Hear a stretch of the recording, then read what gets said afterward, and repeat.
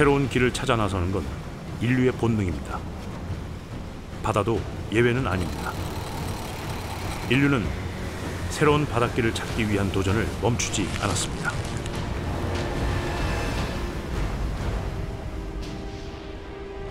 때로는 피비린내 나는 전투 속에서도 바닷길을 차지하기 위한 투쟁은 계속되었고 지금 이 순간에도 이어지고 있습니다.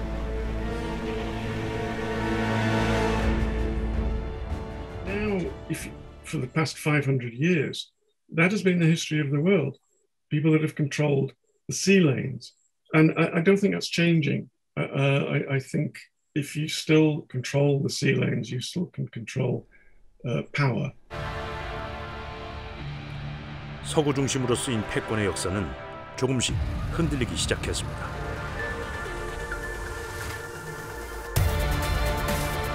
다시 세계의 중심에 서려는 아시아, 그 가운데 부산이 있습니다.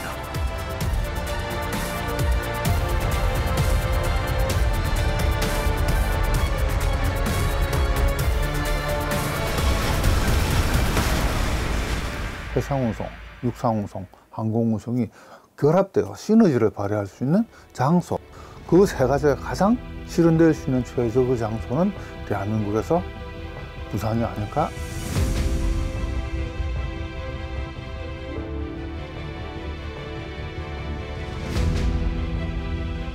우리 앞에 펼쳐진 황금의 바다로 향하는 신항해 시대, 그 힘찬 항해를 시작합니다.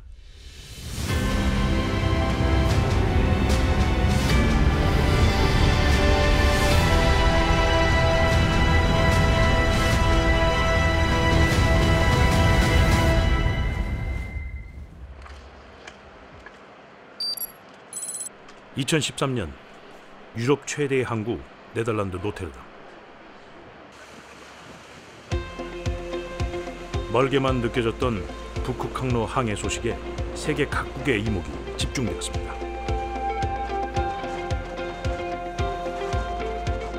중국 국영선사인 코스코의 화물선 용송호는 중국 대련항에서 출발해 북극 베링해를 거쳐 이곳에 도착한 겁니다.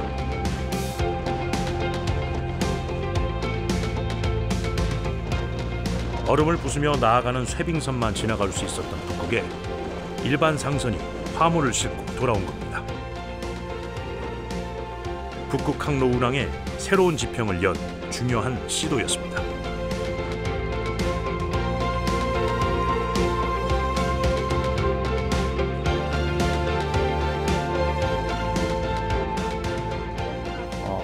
중국 입장에서는 북극 항로를 폴라 실크로드라고 이렇게 표현을 합니다.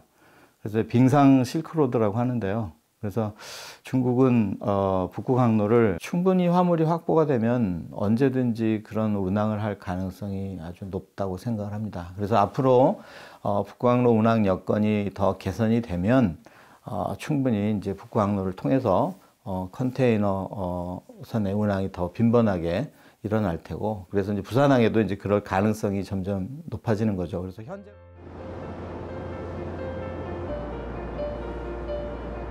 우리에게도 그 바닷길은 빠르고 가까이 다가왔습니다.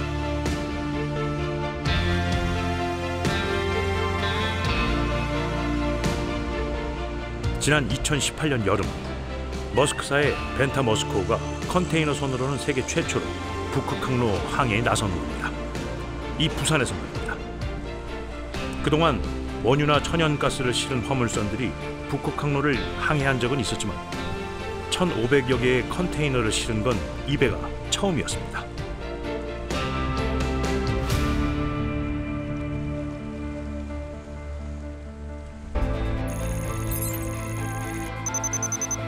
부산에서 출발해 독일 브레머 하펜항을 거쳐 러시아 상트페테르부르크 항으로 가는 이 길은 기존 수에즈 운하 항로보다 약 8,300km, 무려 열흘이나 앞당길 수 있습니다.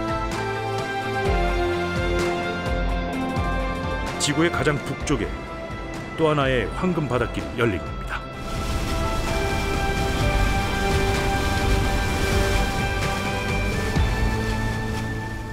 근데 지리적으로 지금 부산항이 북극항로에 제일 가까운 편입니다. 물론 일본의 항구도 있지만 부산항이 모든 면에서 경쟁력이 있다고 생각합니다. 일단은 지리적으로 부산항이 북극항로 관련해서 그런 환적항의 역할, 허브항의 역할을 하기에 제일 좋고요. 그다음 무엇보다 부산항만은 이미 모든 것을 잘 갖추고 있습니다.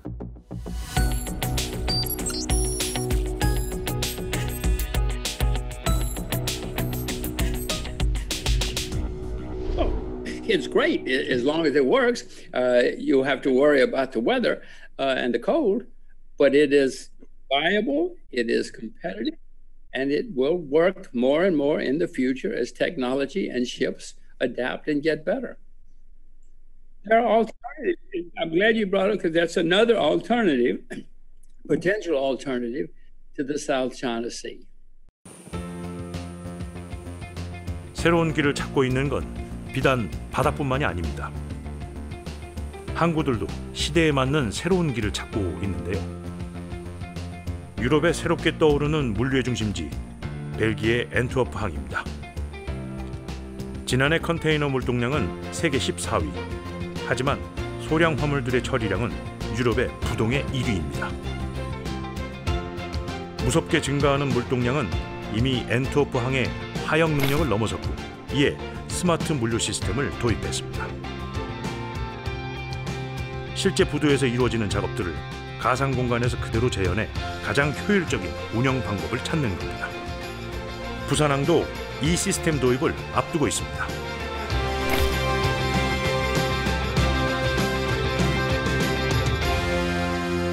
스마트 항만 시스템을 구축하는 게 제가 피할 수 없는 길이라고 생각을 하고 있고요. 다만 필연적으로 저희가 좀 준비를 해야 되는 그런 상황이라고 좀 보입니다.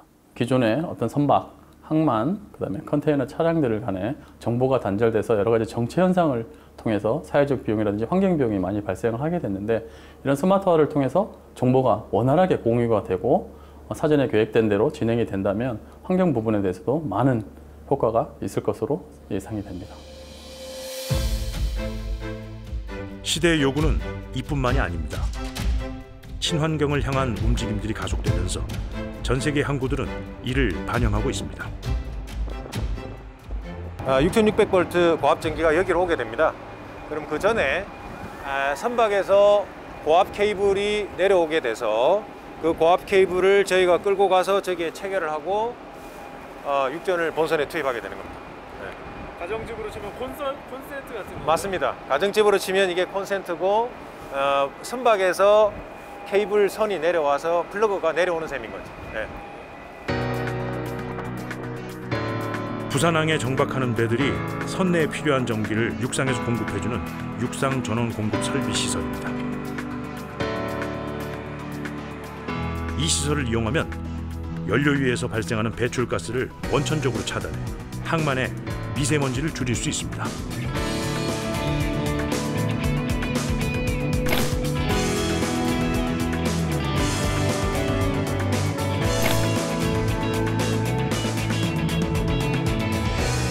친환경 정책은 뭐 비단 우리 국내뿐만 아니고 국제적으로도 다 이슈가 되는 상황이고, 특히 2018년도부터 집중적으로 이제 투자를 하기를 시작했죠. 화석 연료를 점점 없애 나가야 되겠다. 그래서 이제 친환경 에너지로 전환하기 위한 방법을 많이 모색하게 됐죠. 친환경 에너지의 대표 주자 태양열도 빠질 수는 없죠. 태양열 사업인가요?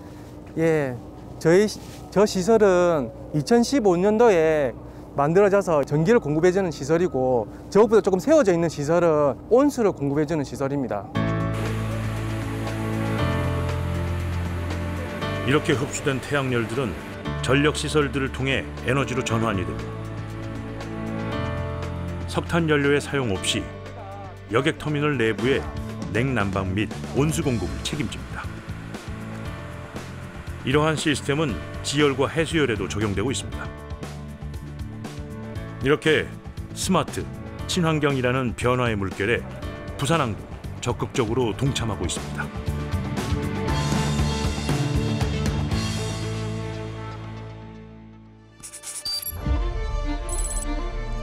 인류는 끊임없이 새로운 길을 찾아 나섰습니다. 인구 100만에 불과한 유럽의 변방 포르투갈. 이들을 세계의 중심으로 만든 것은 새로운 길이었습니다. 국가의 전폭적인 지원하에 그 누구도 가보지 못한 바닷길을 끊임없이 도전한 바스코 다가마 원정대.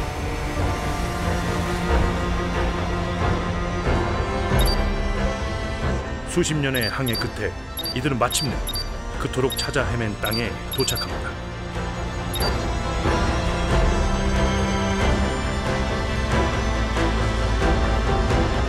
인도의 캘리컷. 이곳은 포르투갈을 유럽 경제의 중심에 서게 만들어줍니다. 바로 황금의 가루 후추가 나는 땅이기 때문입니다. 육식을 즐기던 유럽인들은 비린내를 제거하고 풍미를 더해주는 후추 맛에 푹 빠져들었습니다.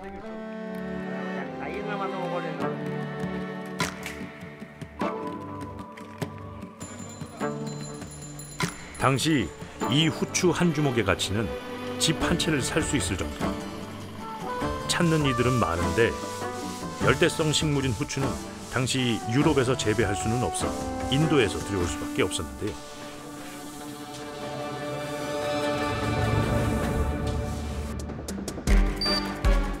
문제는 후추를 들여오는 길목에 콘스탄티노플, 베네치아 등 강성한 제국들이 버티고 있었다는 겁니다.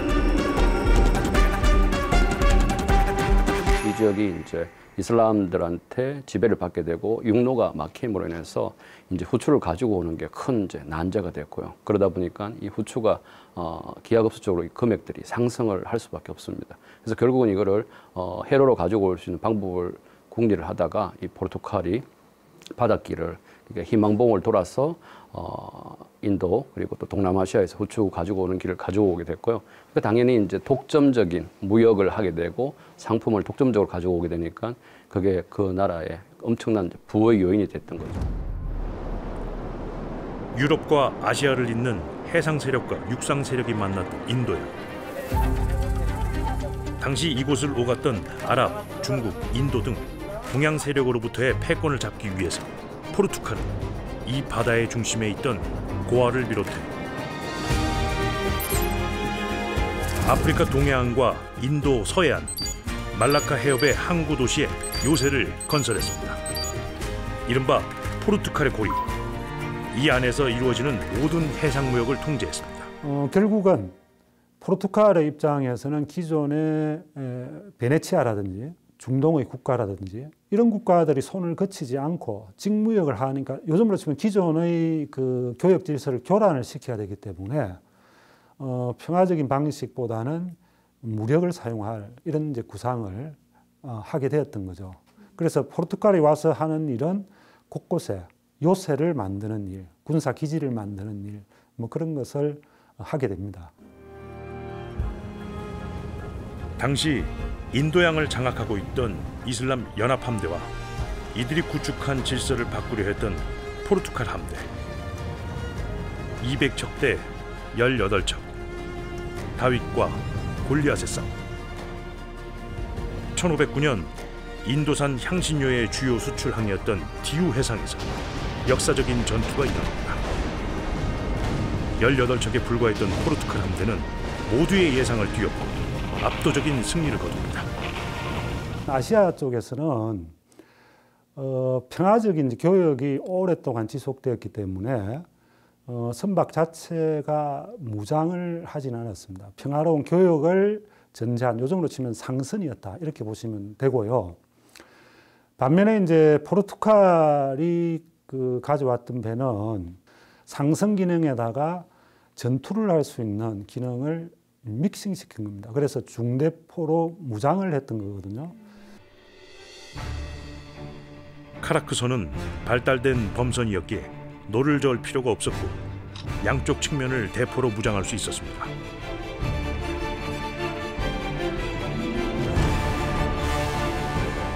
이 범선으로 포르투갈은 인도양의 주도권을 쥐었습니다. 역사학자 폴 케네디는 이를 두고 장거리포로 무장한 선박의 발전이 세계에서 유럽 지위의 근본적인 상승을 예고했다 분말했습니다. 그 이베리아 반도의 끝단에 있는 작은 국가였는데 특히 주변에 있는 스페인이라든가 뭐 영국 그리고 또 뭐 프랑스나 이쪽에 견제를 받고 있던 국가였는데 이제 그 국부를 창출할 수 있는 방법을 이제 후추 그리고 그걸 또 바닷길로서 이루었기 때문에 힘을 가지게 된 거죠. 포르투갈 통해서 촉발이 되다 보니까 주변국을 자극하게 되고, 그러니까 주변국들이 다시 바다로 나가는 이제 대항해 시대의 이제 시작점이 된 거죠. 후추뿐만 아니라 육두구, 정향 등과 같은 이전에 경험하지 못한 향신료에 매료된 유럽인들은 바다 건너편에 대한 동경이 더 커져갔습니다. 유럽의 선박들은 앞다투어 황금의 바다로 나섰습니다. 바야흐로 대항해 시대였습니다. 그리고 영국인들은 향신료를 뛰어넘을 상품을 발견하게 됩니다. 인도산 면직물 캘리코였습니다.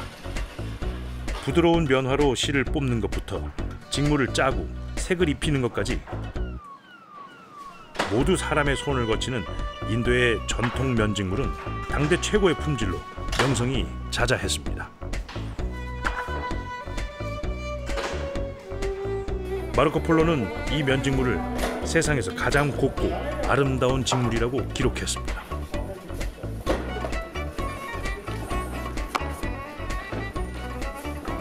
인도에는 질 좋은 면화가 생산되고 있었고, 그걸 가지고 인도의 기술자들이 고급 직물들을 생산했었는데 유럽에서 그게 굉장히 선풍적인 인기를 끌었습니다. 그래서 영국이 거기에서 면화를 가지고 수입을 했을 때 굉장히 경제적 이익을 얻게 되었죠.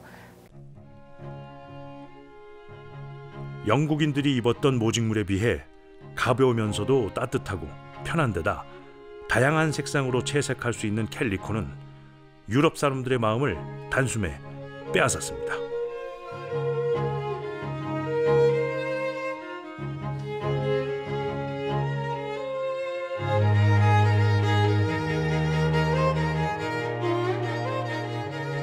이 아름답고 실용적인 직물은 하루아침에 만들어진 것은 아니었습니다.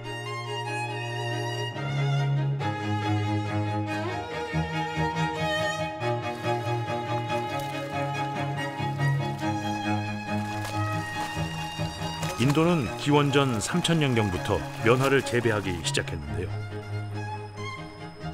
오랜 면직 산업의 역사에 인도인들의 우수한 솜씨가 더해져 양질의 옷감을 생산해냈습니다.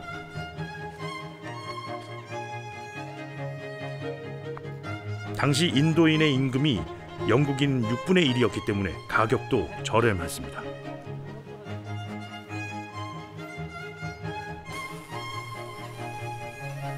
품질도 좋고 값도 싸다 보니 이 캘리코를 배에 실어 갖다 놓으면 무서운 속도로 팔려나갔습니다.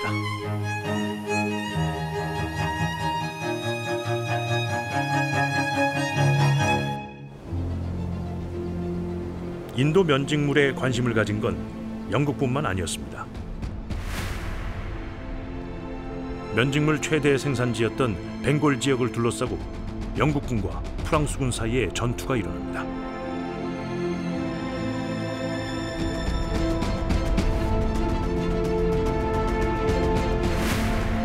그리고 이 전투는 세계사의 변곡점이 됩니다. 벵골만은 인도로 들어가는 길목입니다. 그래서 유럽의 여러 나라들이 인도를 점령하기 위해서 벵골만 지역을 반드시 거치게 되는데, 영국이 이미 이제 벵골만에서 조금 영향력을 미치고 있었고요. 곧이어 프랑스가 벵골만에 들어오게 됩니다. 그러면서 이제 충돌이 일어나서 플라시 전투가 발생을 했습니다. 영국은 그렇게 이제 프랑스와의 전투에서 이기게 되면서 프랑스의 영향력을 인도에서 완전히 없애게 됐고요. 영국의 제국으로 나아가는데 인도라는 발판을 삼을 수 있는 기회를 마련하게 되었습니다. 날이 갈수록 영국의 면직물 수요는 점점 늘어났고 인도에서 들여오는 물량으로는 부족했습니다. 기존의 생산 체계로는 만족하지 못한 영국. 연구에 연구를 거듭한 끝에 이들은 방직 기계를 발명합니다. 인류 역사 최초로 대량 생산이 시작되었습니다. 전에 없던 이 거대한 기계들을 돌리기 위해선 새로운 동력이 필요했는데요.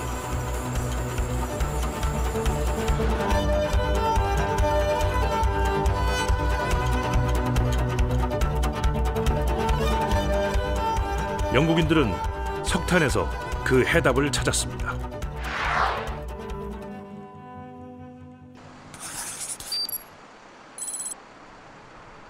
영국의 맨체스터. 처음 등장한 대형 기계들의 증기로 가득 찼던 곳인데요. 이곳에는 아직도 그때의 열기가 남아 있습니다.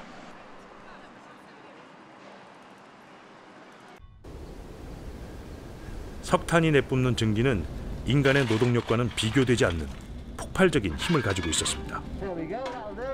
이 증기의 힘으로 커다란 기계들은 쉼없이 돌아가고 넘쳐나는 면직물 수요도 감당할 수 있었습니다. 인류사의 전환점, 공장의 탄생입니다.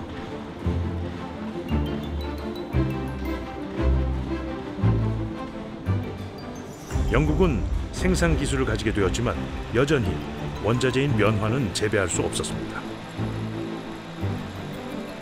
늘어나는 생산량만큼 인도에서 들여와야 하는 면화 양도 늘어났죠. 이를 감당할 수 있었던 것은 대량의 해양 운송을 빠르고 안정적으로 유지할 수 있었던 영국의 해양력 덕분이었습니다. 결국 해양력이 세계의 공장을 만들어낸 겁니다. 영국은 생산자 이전에 운반자였기 때문에 산업혁명을 일으킬 수 있었습니다. 영국에서 처음 증기 기관차를 이용해서 물자와 사람을 이동하게 됐는데요. 그것이 굉장한 폭발력을 얻어서 유럽 전역으로 확산시킬 수 있었고요. 그리고 그 산업혁명이 있을 수 있었던 것은 인도의 면화였고 그 면화를 통해서 면직물 생산이 가능했기 때문이었습니다.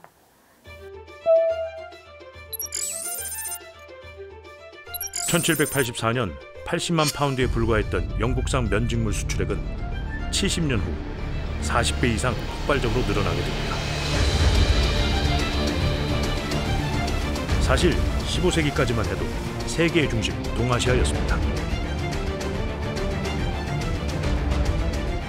명나라 영락제는 중국의 권위와 세력을 사방으로 확장하려는 정책을 펼쳤는데 가장 잘 알려진 것이 정화 대원정입니다.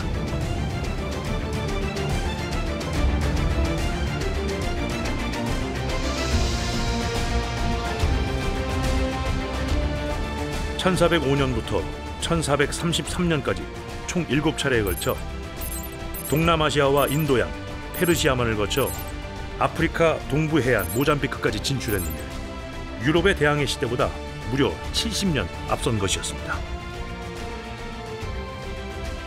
정화선단은 규모도 엄청났습니다. 바스코다가마의 선단보다 7배 이상 컸습니다. 당시 인도와 중국은 세계 인구의 절반 이상을 차지하다 보니 경제활동, 무역에서 절대적인 비중을 차지했고 생활 수준은 영국보다 더 나았습니다.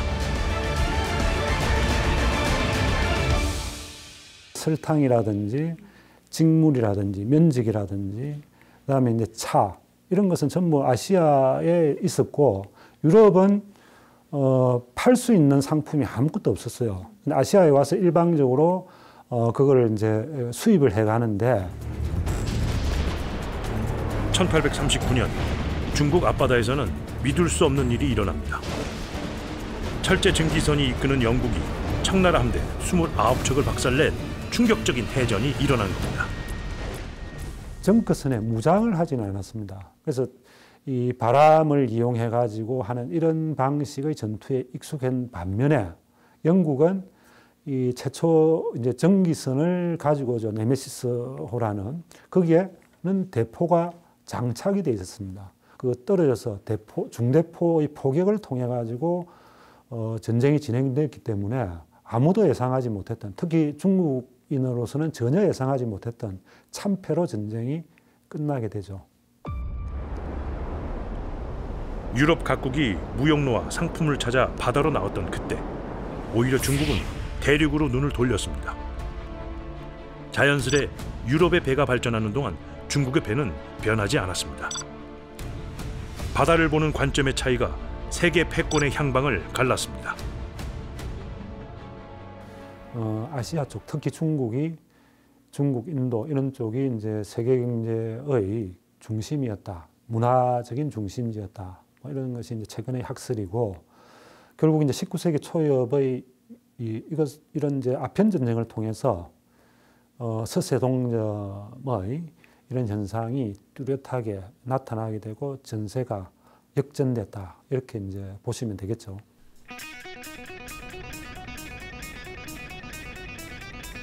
제2차 세계대전 이후 세계의 경제의 중심은 유럽에서 미국으로 옮겨왔습니다. 항공모함 등 막강한 군사력을 바탕으로 세계 바다의 질서를 확립하고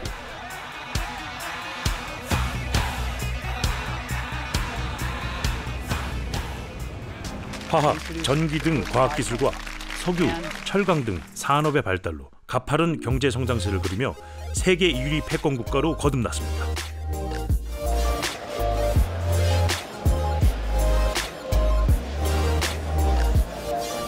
이후 세계 시가총액 수위를 다투는 IT 기업들이 경제를 이끌면서 여전히 세계 경제 질서를 주도하고 있습니다.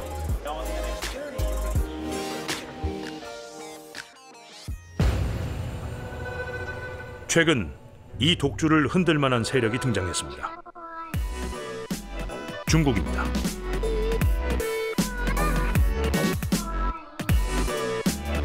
중국은 알리바바, 텐센트 등 인터넷 선두 기업들을 앞세워 무서운 속도로 미국을 추격하고 있는데요.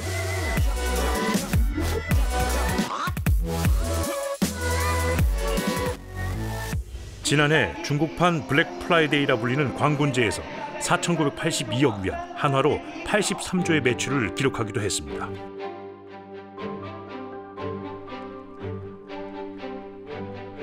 G2, 명실상부한 패권국 미국과 이에 도전하는 중국의 치열한 경쟁 구도는 바다 위에서도 이어지고 있습니다. 그 무대는 태평양과 인도양을 잇는 해상 물류의 중심지 남중국해입니다.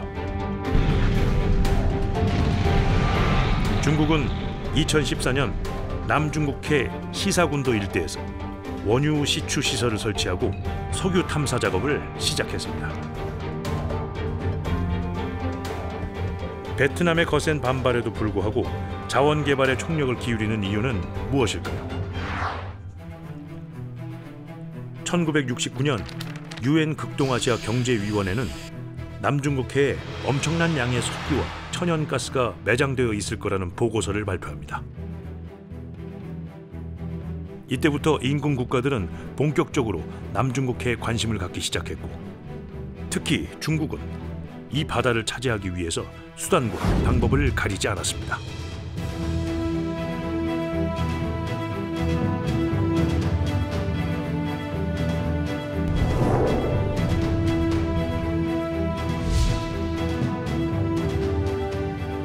(1968년도에) 에머리 리포트가 보고된 다음에 그 연안 국가들이 해양 자원에 관심을 갖기 시작했어요. 우리나라 같은 경우에 95% 이상의 물량이 사실 남중국해를 통해서 이렇게 들어오게 돼 있거든요. 일본도 마찬가지고. 그래서 남중국해를 통제하면 동북아 국가뿐만 아니라 남중국해에 연하는 국가, 즉 필리핀, 말레이시아, 인도네시아, 브루나이, 그리고 아시안 국가들을 통제할 수 있는, 영향력을 미칠 수 있는 그런 굉장히 중요한 위치를 차지하고 있고요. 남중국해를 둘러싼 중국의 거침없는 행보는 계속됩니다. 2014년부터 난사군도 일대의 산호초 위에 크고 작은 인공섬들을 건설하기 시작한 건데요.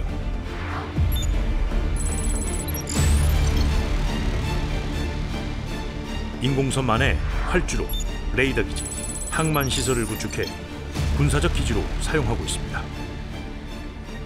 코로나가 시작이 되면서 사실은 많은 동남아 국가들뿐만 아니라 다른 국가들이 남중국해에 관심이 없을 때 중국은 과거와는 다르게 전력 투사, 어떤 지역을 자기가 전략적으로 국가적 차지하기 위해서 군사력을 이제 배치를 하는데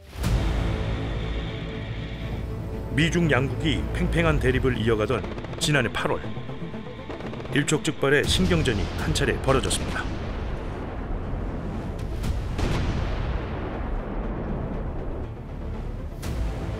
중국이 실탄 훈련 중이던 남중국해 상공에 미군 정찰기가 진입하자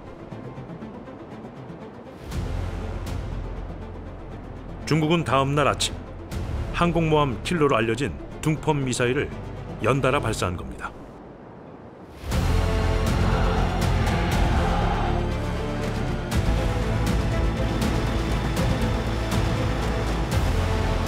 이에 미군도 이지스 미사일 구축함인 버스턴함을 보내며 물러서지 않았습니다. 그로부터 한 달 후 중국은 랴오닝함과 자체 기술을 건조한 산둥함의 위용을 과시했습니다. 지난 역사를 반복하지 않기 위해 대양굴기의 의지를 표명한 겁니다.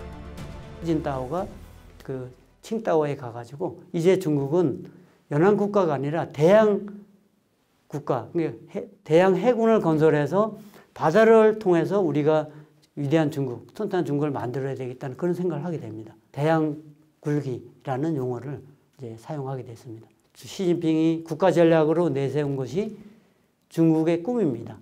중국몽. 그 중국몽이라는 의미는 뭐냐면 2049년이 중국이 건설된 지 100주년이 되는 해예요. 그래서 2049년에 중화민족의 위대한 부흥을 일으키겠다는 게 중국의 꿈이에요. 중국의 원대한 꿈은 남중국해의 9개의 해상 경계선을 긋고 이 안의 바다를 모두 통제해 태평양으로 뻗어나가겠다는 겁니다.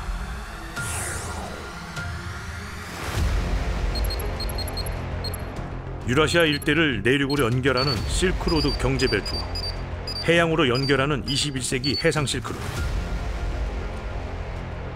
시진핑 주석의 1대1로 전략, 그 시작점이 바로 이 남중국해인 겁니다.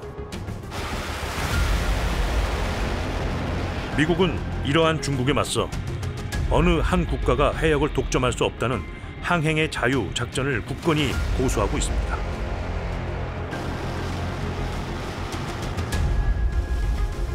바이든 정부는 인도 태평양 지역에서 중국을 염두에 두고 군사 배치를 더욱 강화하는 등 맞불을 놓고 있습니다.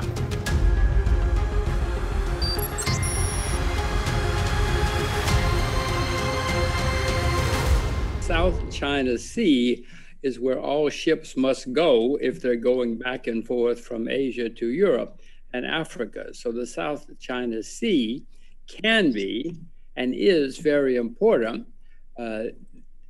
It doesn't have to be a problem at all. As long as ships can go, who cares? Who cares? But someone is trying to make it an issue right now. 남중국해처럼 바닷길을 장악하고자 하는 욕망들이 예로부터 부딪혀왔던 곳, 운하입니다. 기존의 바닷길로는 만족할 수 없었던 유럽인들은 급기야 새로운 바닷길을 뚫었습니다. 프랑스가 만들고 영국이 지배한 이집트의 수에즈 운하가 대표적인 예입니다. 유럽에서 아시아로 가기 위해 아프리카의 최남단 희망공을 돌아가야 했던 바닷길은 수에즈 운하의 등장으로 항해 거리와 시간이 절반 가까이 줄었습니다.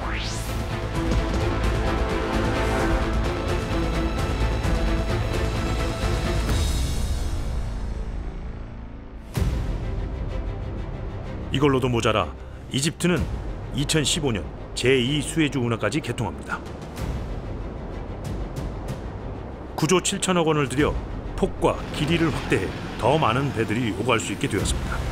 عبد الفتاح السيسي رئيس جمهورية مصر العربية ببدء تشغيل قناة السويس الجديدة وتحيا مصر وتحيا شعوب العالم المحبة.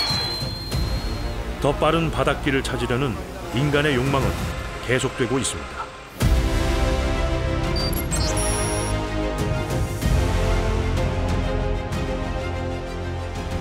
90% of the world's trade is moved by water.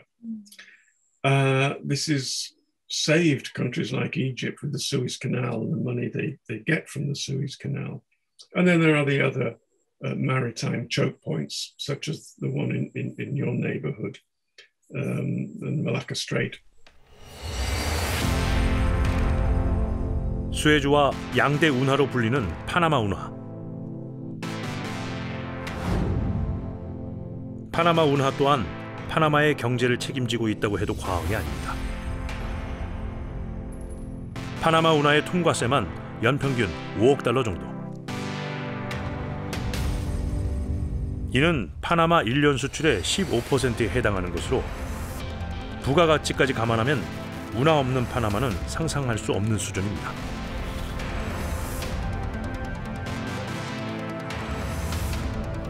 이 태평양과 대서양을 잇는 새로운 바닷길은 연평균 13,000척의 배들이 이용하고 있습니다.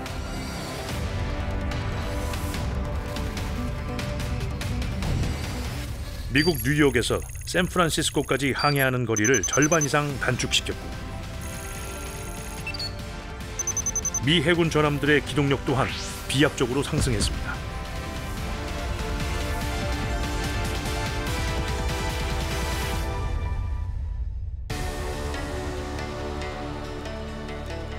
해양 패권에 도전하고 있는 중국은 2013년 니카라과 정부와 운하 개발에 관한 협약을 맺기도 했는데요. 미국의 영향권에 있는 파나마 운하를 대체하기 위한 시도였습니다.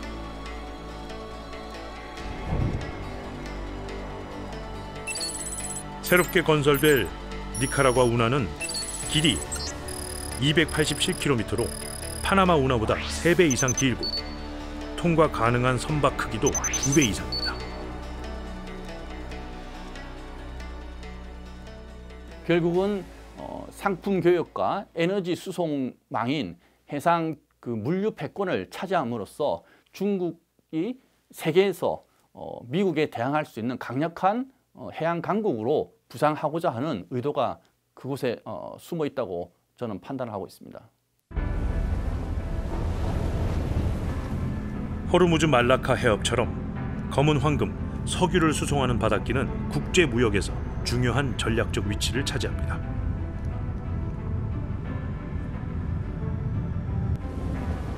세계 경제가 이곳으로 움직인다 해도 과언이 아니죠. 그렇다 보니 이 바다엔 반갑지 않은 손님, 해적들이 자주 출몰합니다.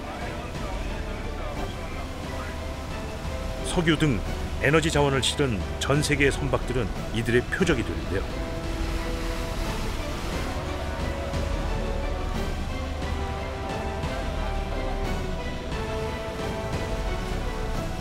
올해 1월 초 우리나라 화학 운반선 한국 케미오도 호르무즈 해협에서 이란 혁명 수비대에 납포되었습니다.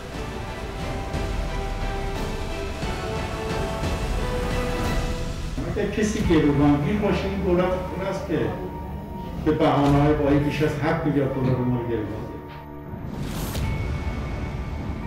이처럼 해협은 종종 각국이 경제적 이익을 얻기 위한 수단으로 사용되기도 합니다.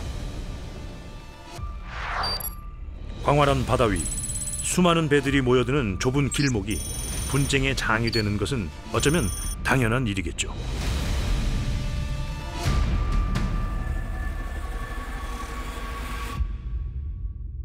소말리아 해적들에게 납치됐던 선원 21명이 모두 구출됐습니다. 네, 해적들은 전원 사살되거나 생포됐고 우리 쪽에서는 인질 1명만 부상당하는 기적 같은 작전이었습니다. 지난 2011년 아덴만 해상에서 해적에게 납치된 3호 주얼리오를 구한 건 청해 부대였습니다.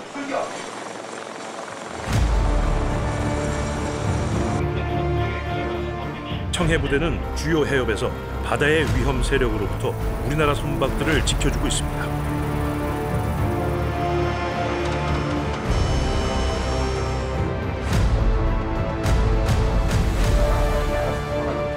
아덴만 여명 작전을 지휘했던 당시 청해 부대장으로부터 그 이야기를 들을 수 있었습니다.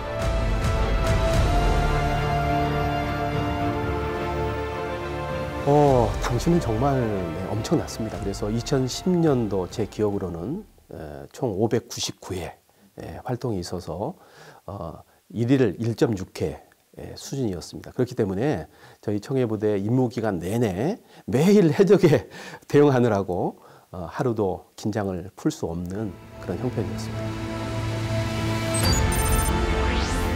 미국과 이란의 군사적 긴장감이 높아지자 지난해 1월 청해부대는 아덴만 일대에서 호르무즈 해협, 페르시아만까지 작전 범위를 넓혔습니다.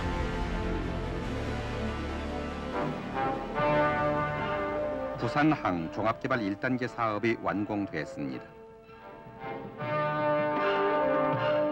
부산항 개항 100년 내 가장 큰 공사인 이번 1단계 사업은 양국 주유급 종합부도인 제5부도를 비롯해서 석탄 광석부도인 제7부도와 국제 여객부도인 제8부도를 4년 만에 건설한 것인데 이로써 5만 톤급 선박이 접근할 수 있게 됐으며 부산항의 하역 능력이 2배 이상으로 늘어났습니다.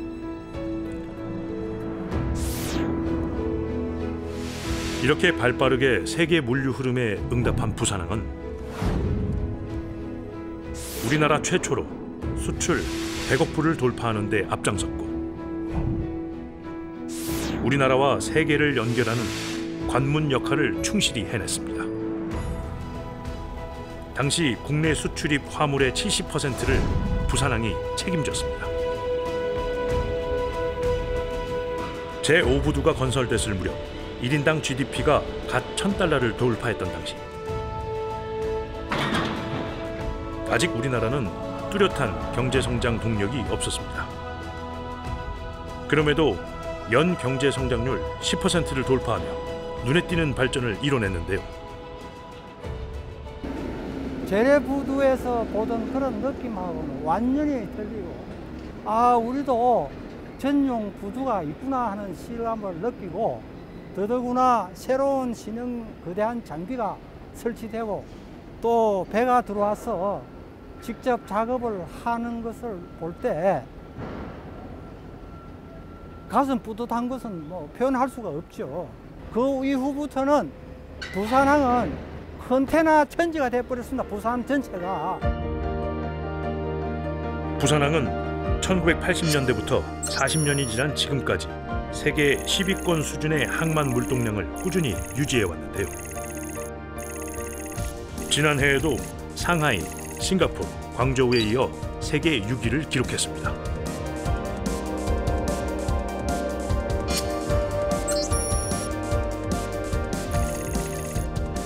(2010년) 이후 총 물동량은 물론 판정 물동량도 해마다 증가하고 있는데요.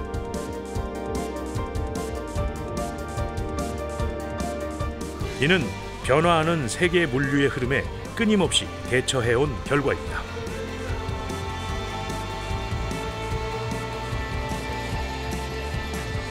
부산항의 강점은 여러 가지가 있을 수 있겠습니다만 가장 우선적으로 첫손으로 꼽을 수 있는 부산항의 강점은 바로 지정학적인 위치라고 이야기할 수 있겠습니다.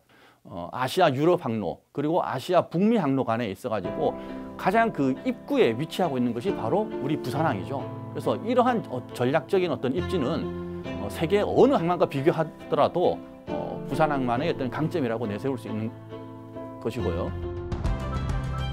부산항은 세계 물류의 새로운 흐름 속에 더욱 큰 잠재력을 지니고 있습니다. 바닷길뿐만 아니라 기찻길과 하늘길을 잇는 거점으로 주목받고 있습니다.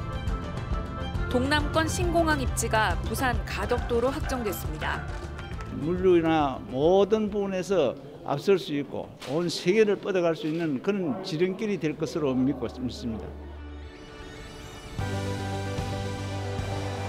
모든 것이 빨라진 시대에 점점 증가하는 물류의 중요성.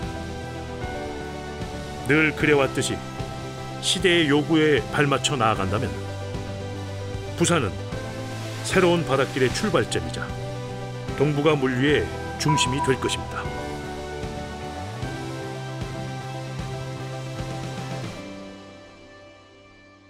You will become a transportation hub. You will become a tourism hub for the first time in history. Many things will change, which will make Hanbando stronger and more powerful. Yeah, if you control the ocean routes, you will be the most powerful country because it means you control trade. And 90% of the world's trade is moved by water.